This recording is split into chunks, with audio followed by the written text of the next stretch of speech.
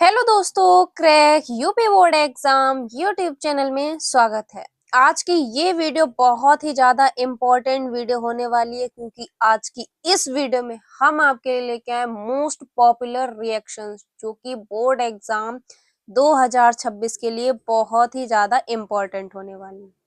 तो आज की ये वीडियो बहुत ही इम्पोर्टेंट वीडियो होने वाली और आपको इन 5 रिएक्शंस को ट्रिक के साथ समझाएंगे जिससे कि आपको तुरंत समझ में आ जाए। तो ये वीडियो बिल्कुल भी स्किप नहीं करनी। वीडियो को पहली बार देख रहे हो तो चैनल को सब्सक्राइब कर लीजिए और इस वीडियो को लाइक कीजिए। चलिए बिना देरी करे वीडियो को स्टार्ट करते हैं।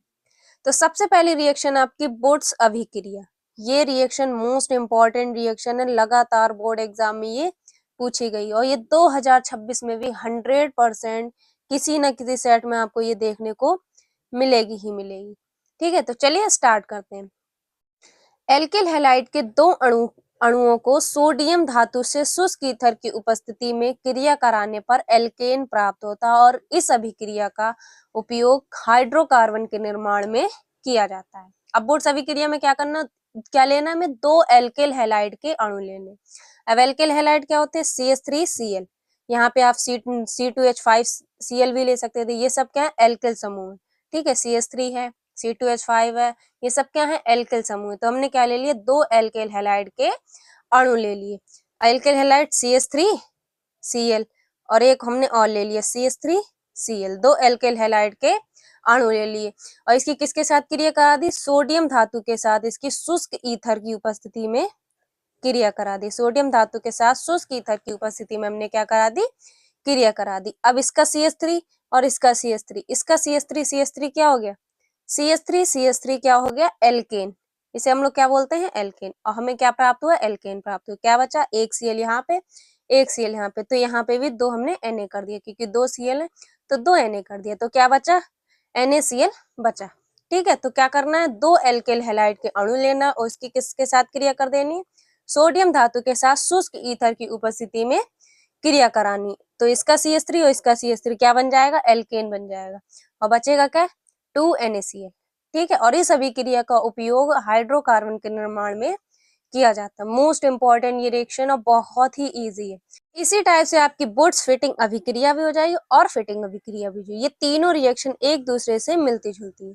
बोट्स अभिक्रिया में क्या होता है? दो एल्किल हैलाइड के अणु लेके सोडियम धातु के साथ शुष्क ईथर की उपस्थिति में क्रिया कराकर एल्केन प्राप्त होता है। और बोट्स फिटिंग अभिक्रिया में क्या होता है?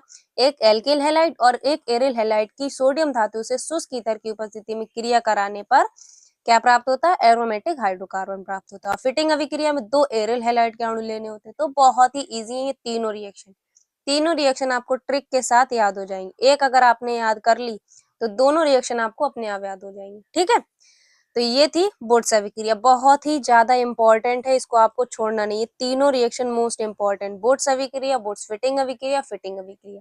ये तीन रिएक्शन में से आपके बोर्ड एग्जाम में एक ना एक आपको देखने को मिलेगी मिलेगी। और ये सारी रिएक्शन 2025 में पूछी गई रिएक्शन और लगातार बोर्ड एग्जाम में पूछी गई रिएक्शन है। ठीक है, उसके बाद दूसरी अभिक्रिया बोट्स फिटिंग अभिक्रिया। ये रिएक्शन भी मोस्ट इंपॉर्टेंट। हमने कहा ये तीनों रिएक्शन इंपॉर्टेंट, तीनों में से कोई ना कोई आपको देखने को मिलेगी मिलेगी और ये तीनों किसी न किसी सेट में आपको मिलेगी। ये तीनों मोस्ट इंपॉर्टेंट है, इसलिए इन तीनों को तैयार करना है आपको। अब बोट्स फिटिंग अभिक्रिया में क्या करना है? इस अभिक्रिया में एक एल्किल हैलाइड और एक एरिल हैलाइड शुष्क ईथर की उपस्थिति में सोडियम धातु से क्रिया कराकर एरोमेट्रिक हाइड्रोकार्बन बनाते हैं। बोट्स फिटिंग अभिक्रिया कहलाती है। ठीक है, अभी हमने क्या बताया कि बोट्स फिटिंग अभिक्रिया में क्या करना? एक एल्किल हैलाइड लेना और एक एरिल हैलाइड लेना। उसकी किसके साथ क्रिया करा देनी है? सोडियम धातु से शुष्क ईथर की उपस्थिति में क्रिया करा देनी। क्या प्राप्त होगा हमें? एरोमेटिक हाइड्रोकार्बन प्राप्त होगा। अब एल्किल हैलाइड तो आपको अभी हमने बता दिया कि एल्किल हैलाइड क्या होते हैं। तो एल्किल हैलाइड CH3 या C2H5 ये होते हैं एल्किल हैलाइड। अब एरिल हैलाइड क्या होते हैं? तो एरिल हैलाइड C6H5 ये क्या होते हैं? एरिल हैलाइड होते हैं। तो हमने क्या ले लिया? एक एरिल हैलाइड ले ली। ठीक, एक एरिल हैलाइड ले लिया और एक एल्किल हैलाइड ले लिया। इसकी किससे क्रिया करा दी? सोडियम धातु से शुष्क ईथर की उपस्थिति में क्रिया करा दी। अब इसका CH3, इसका C6H5 क्या बनाएंगे? एरोमेट्रिक हाइड्रोकार्बन बनाते हैं। ठीक है, फिर से समझिए किससे क्रिया कराई? एक हमने एल्किल हैलाइड लिया और एक एरिल हैलाइड लिया। इसकी सोडियम धातु से क्रिया कराई शुष्क ईथर की उपस्थिति में। ठीक है। अब एल्किल हैलाइड का CH3 और एरिल हैलाइड का C6H5 क्या बनेगा, एरोमेट्रिक हाइड्रोकार्बन बनेगा। अब इसका Cl कितने होगा, 2 Cl होगा, तो हमने यहाँ भी 2 Na कर दिए, तो क्या हो गया 2 NaCl बचा। ठीक है, बहुत ही इजी। अब आपको इससे याद हो जाएगी, थ्योरी भी आपको इजिली याद हो जाएगी। एक एल्किल हैलाइड और एक एरिल हैलाइड सोडियम धातु से शुष्क ईथर की उपस्थिति में क्रिया कराने पर एरोमेट्रिक हाइड्रोकार्बन बनता है। ठीक है, यही क्या क्रिया कहलाती है, बोट्स-फिटिंग अभिक्रिया कहलाती है। ठीक है, तो ये रिएक्शन भी मोस्ट इंपॉर्टेंट रिएक्शन है। ये तीनों रिएक्शन सेम है। एक में 2 एल्किल हैलाइड के अणु लेना, एक में लेना है एक एल्किल और एक एरिल हैलाइड का, और फिटिंग अभिक्रिया में 2 एरिल हैलाइड के अणु लेने हैं, और तीनों की क्रिया किससे करानी है, सोडियम धातु से शुष्क ईथर की उपस्थिति में क्रिया करानी है।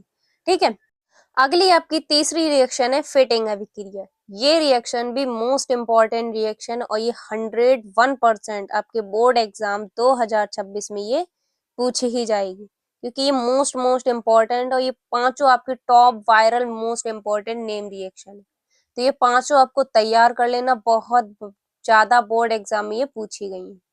ठीक है, अब फिटिंग अभिक्रिया में क्या करना है, हमें 2 एरिल हैलाइड के अणु लेकर सोडियम धातु से शुष्क ईथर की उपस्थिति में क्रिया करानी है।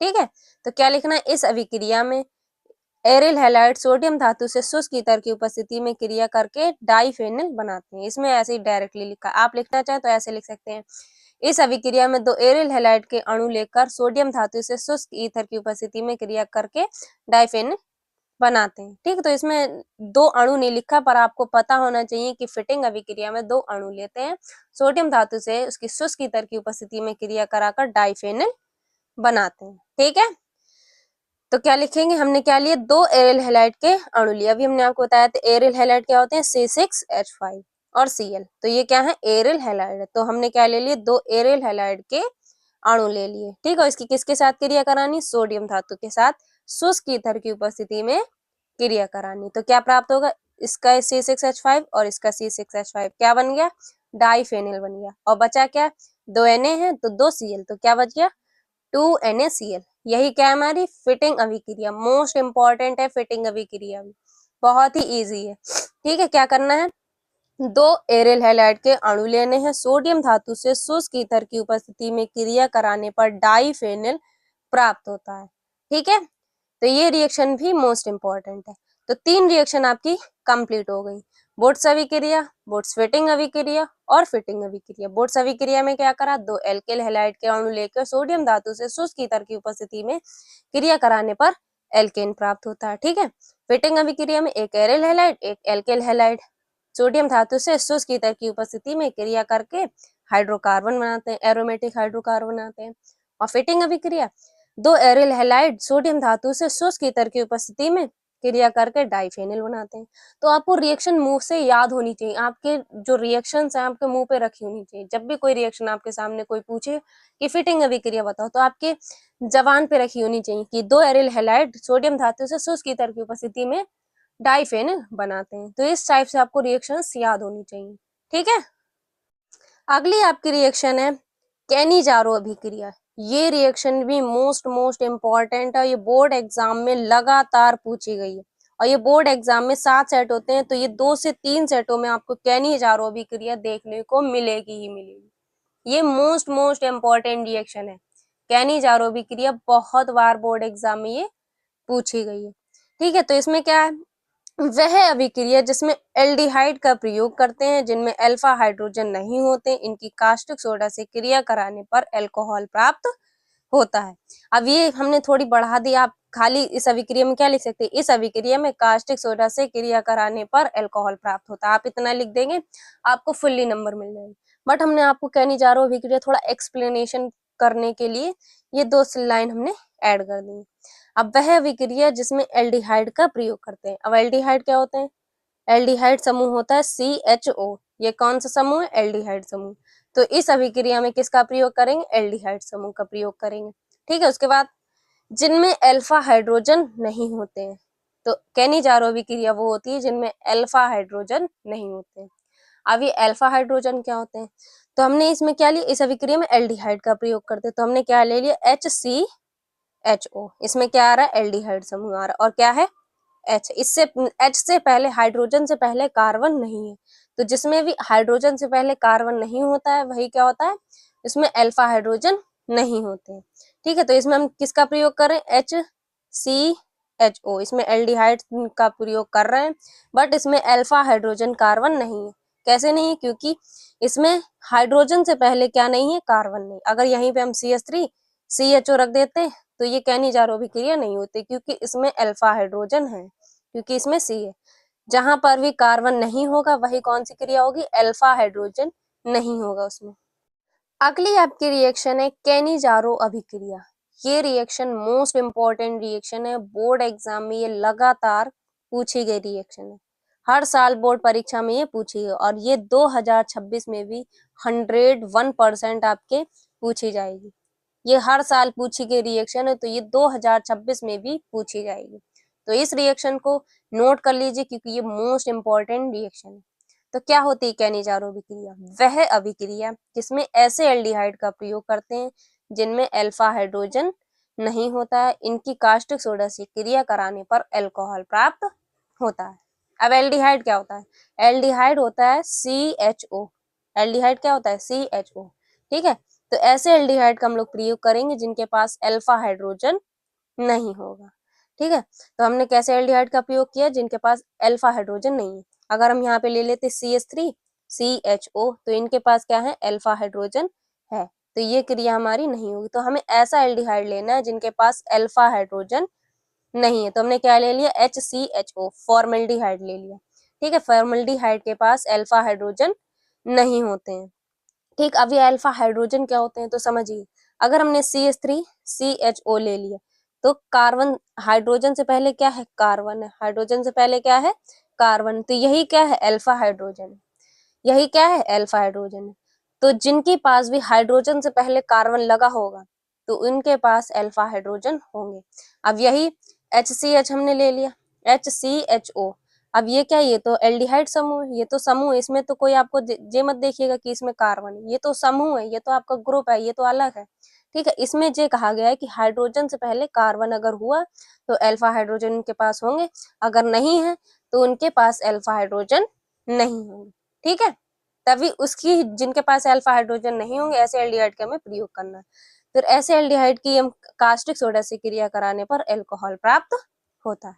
तो हमने कौन सा लिया, हमने ऐसा एल्डिहाइड लिया जिनके पास अल्फा हाइड्रोजन नहीं है, तो हमने क्या ले लिया, फॉर्मल्डिहाइड को ले लिया।